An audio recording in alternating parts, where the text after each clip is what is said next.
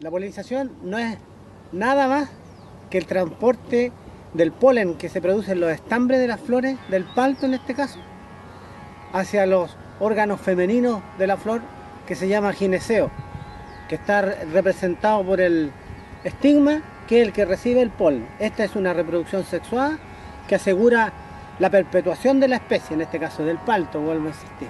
Esto en algunas plantas se produce de una forma muy simple. Cuando la flor es completa tiene estambres y pistilo con su respectivo estigma. Entonces el viaje del polen es muy cortito, el transporte del polen es muy corto. Este viaje corto del polen no ocurre porque el palto requiere una polinización cruzada. ¿Qué significa esto? Que para producir palta Hass se requiere que alguien transporte el polen desde otras plantas, que incluso deben ser de una variedad diferente, como es el caso de la edranol.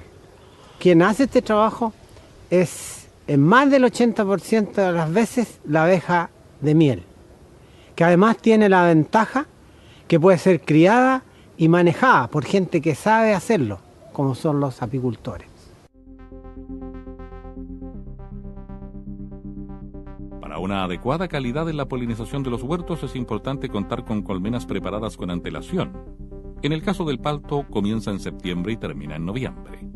Como concepto general, se requieren grandes cantidades de abejas que pecoreen sobre las flores de los paltos. Para una polinización adecuada y de calidad, se recomienda lo siguiente. Se debe contar con una reina joven y productiva, lo que implica una edad inferior a 2 años, lo cual se reconoce por una marca coloreada que debiera tener sobre su tórax.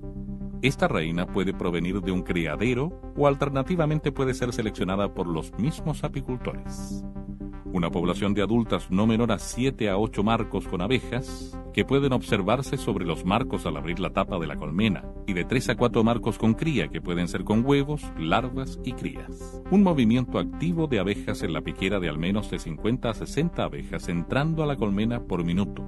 Buen estado sanitario de las abejas respecto de la ausencia de signos de barrosis u otra plaga o enfermedad, lo que debe ser evaluado mediante un muestreo estandarizado. Es necesario hacer algunas otras consideraciones acerca del manejo de las colmenas durante la polinización, como por ejemplo sobre la densidad de las colmenas. La experiencia en Chile recomienda poner alrededor de 10 colmenas por hectárea de palto, pudiendo ser menos si las colmenas están más vigorosas y pudiéndosele agregar en algunos casos las alzas que permiten que existan más abejas en el huerto. La práctica señala que el ingreso de las colmenas al huerto debe hacerse aproximadamente con entre un 5 o un 10% de flores abiertas, lo que en Chile ocurre más o menos durante el mes de septiembre, para llegar al 100% cuando se verifique la plena floración. Un segundo aspecto importante es la localización de las colmenas en el huerto. Estas deben ser localizadas de preferencia en grupos de 10 a 15 en lugares que estén libres de maleza, sobre caballete, a pleno sol y separadas en grupos o distanciadas unas de otras en alrededor de 150 metros, tratando de lograr una distribución más o menos uniforme. Esto varía de acuerdo a la disponibilidad que se tenga en el campo. Un punto importante también es que hay que considerar que los sistemas de riego, particularmente la microaspersión, no altere la actividad propia de las abejas que están realizando el trabajo de polinización. Otras precauciones importantes que deben tenerse en consideración en el manejo de las colmenas una vez instaladas es aquellas que se relacionan con las plagas que se encuentran presentes en las colmenas. Para ello deben ser monitoreadas o muestreadas periódicamente, aplicando las medidas de control necesarias cuando existan problemas. El control de malezas también es importante porque muchas veces permiten el acceso a las hormigas que perjudican la actividad de las colmenas. Cuando no existan fuentes naturales de agua, se le debe adicionar realizando cambios periódicos de agua.